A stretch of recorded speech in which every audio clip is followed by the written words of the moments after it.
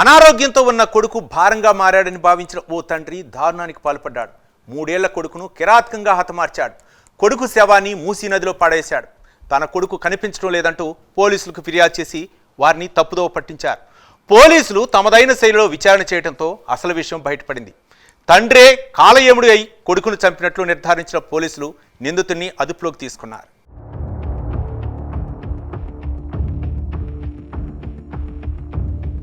హైదరాబాద్ పాతబస్తీ Bandlaguda police station పరిధిలో దారుణం చోటు చేసుకుంది. అనారోగ్య సమస్యలతో బాధపడుతున్న ఓ కొడుకుని తండ్రి హత్య చేశాడు. హత్య చేసిన అనంతరం బాలుడు మృతదేహాన్ని సంచిలో తీసుకెళ్లి నయాపూల్ బ్రిడ్జిపై నుంచి మూసీ నదిలో పడవేశాడు. ఇంత దారుణానికి పాల్పడిన ఆ తండ్రి అందర్నీ ఏమార్చేందుకు పోలీసుల్ని ఆశ్రయించాడు. బాబు కనిపించడం లేదంటూ పోలీసులకు ఫిర్యాదు చేశాడు. కేసు నమోదు చేసుకున్న పోలీసులు దర్యాప్తు ప్రారంభించారు. ఫిర్యాదు చేసిన వ్యక్తిపైనే అనుమానం కలగటంతో తమదైన శైలిలో విచారణ చేశారు. నిందితుడితో నిజం కక్కించారు.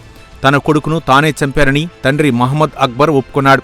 కొడుకు అనారోగ్య సమస్యలతో బాధపడటం చూసి హత్య చేసినట్లు పోలీసుల విచారణలో వెల్లడించాడు.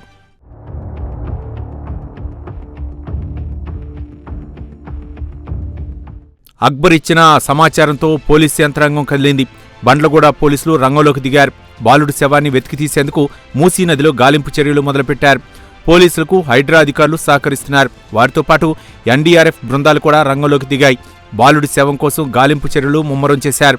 బాలుడి తండ్రి పోలీసు విచారణలో చెప్పిన సమాధానం మేరకు రంగంలోకి దిగిన పోలీసులు మూసీ నదిని జల్లెడపడుతున్నారు. కొన్ని గంటల పాటు మూసీ నదిలో గాలించిన పోలీసులకు బాబు మృతదేహం లభించలేదు. దీంతో రెండో రోజు మరోసారి మూసీ నదిలో మృతదేహం కోసం పోలీసులు గాలిస్తున్నారు.